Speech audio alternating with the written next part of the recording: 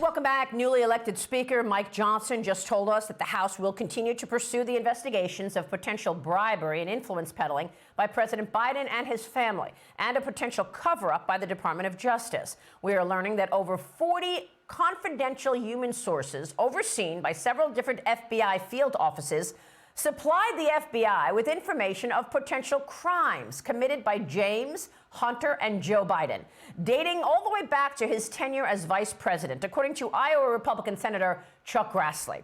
In a letter sent to Attorney General Merrick Garland and FBI Director Christopher Wray, Grassley questions why an FBI supervisory intelligence analyst discredited the confidential human sources as foreign disinformation, despite potential evidence suggesting otherwise. Joining me right now with more is House Oversight Committee member and Florida Republican Congressman Byron Donalds. Congressman, it's great to see you this morning. Thanks so much for joining me. Good to be with you, Maria. Where does this investigation stand? You've had 3 weeks searching for a speaker. Can you get back up and running now? We absolutely can. Even when we were doing the search for a Speaker of the House, in the Oversight Committee, Jamie Comer was still uncovering financial information because of records that we subpoenaed. That's where this check from James Biden to Joe Biden, the $200,000 check, materialized from. What we know is that James Biden received about $600,000 from a foreign healthcare company. Joe Biden gets a check of about $200,000 during the same time period that James Biden is being paid.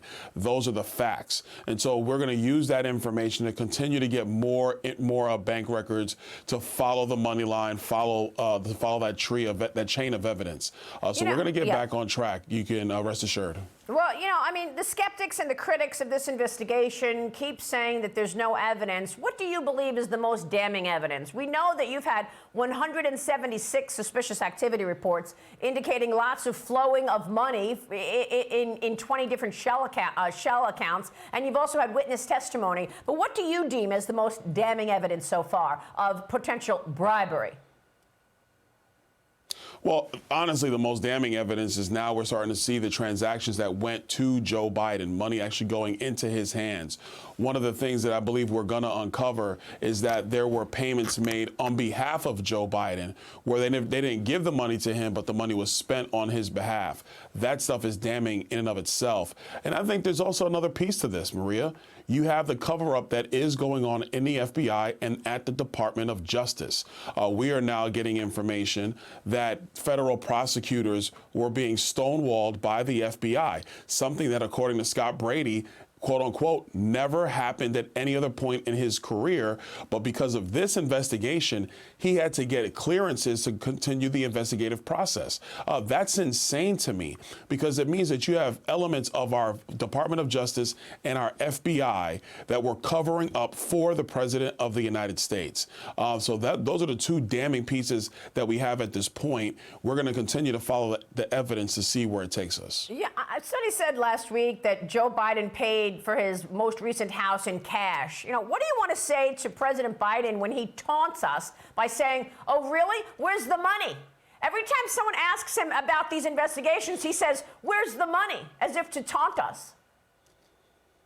Well, what I say to him is when we get your bank records, then we're going to demonstrate that to the American people. Then he's going to have to answer the question of why was he taking money from foreign sources in order to pay for his luxurious lifestyle here in the United States.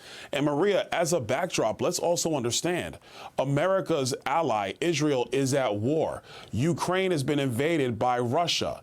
We've actually had to abandon 4 U.S. embassies during Joe Biden's presidency. Meanwhile, we also know that his family, because of his influence, has been taking money from countries all across the globe. Is the president's foreign policy positions compromised because of the money that his family has taken on his behalf because he was seated at the top of political power in the United States?